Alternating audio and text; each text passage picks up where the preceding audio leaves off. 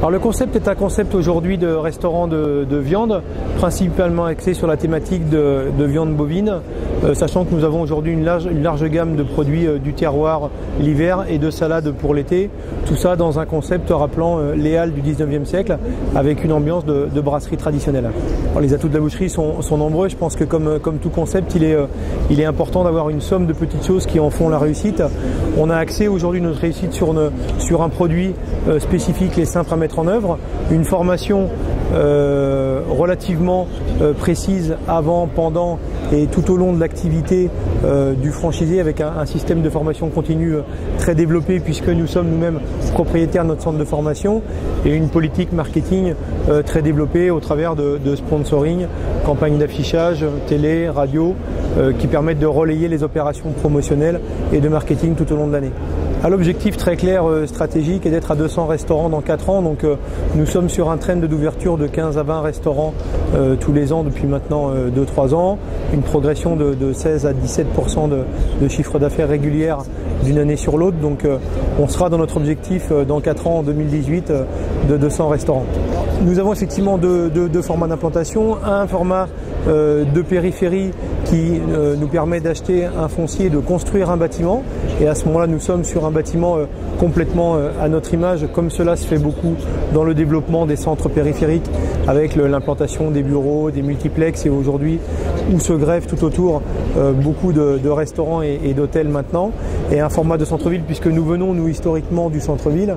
Et par conséquent, nous souhaitons garder ce contact client avec la restauration de centre-ville où on retrouve beaucoup plus de commerces de proximité. Et il faut savoir aujourd'hui qu'il y a vraiment deux marchés, un marché de périphérie et de centre-ville, à savoir que le client qui travaille lui en centre-ville le midi n'ira sans doute pas prendre sa voiture pour aller en extérieur.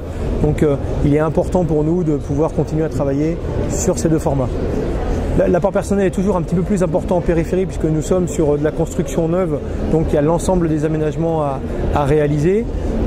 Dans certains cas, les franchisés ont la possibilité de faire l'acquisition du foncier, donc là nous sommes sur des apports beaucoup plus élevés qui sont entre 200 et 300 000 euros, alors qu'en centre-ville, l'apport va se situer en moyenne entre 100 et 150 000 euros d'investissement.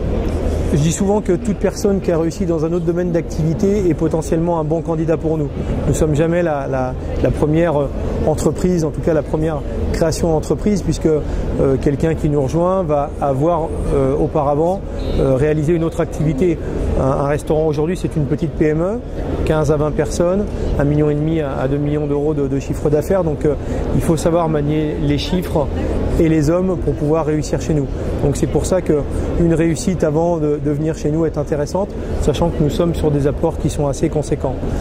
Après, on va dire le franchisé du centre-ville aura plus un format de restaurateur indépendant qui, dans certains cas, peut être amené à transformer son établissement. Et nous remarquons depuis maintenant 2 à 3 ans beaucoup de restaurateurs indépendants qui souhaitent nous rejoindre en transformant leur établissement. En temps de crise, les chiffres d'affaires réalisés et les bilans qu'ont nos franchisés depuis plusieurs années pallient largement l'investissement. Je pense que malheureusement ou heureusement, et là je ne pourrais pas juger, mais c'est vrai que très souvent, si vous voulez avoir des rentabilités importantes, il faut des chiffres d'affaires importants. Et c'est vrai que le secteur de l'hôtellerie-restauration est un secteur où les investissements sont très élevés, mais où la rentabilité est quand même très importante parce que les chiffres d'affaires sont quand même très élevés également.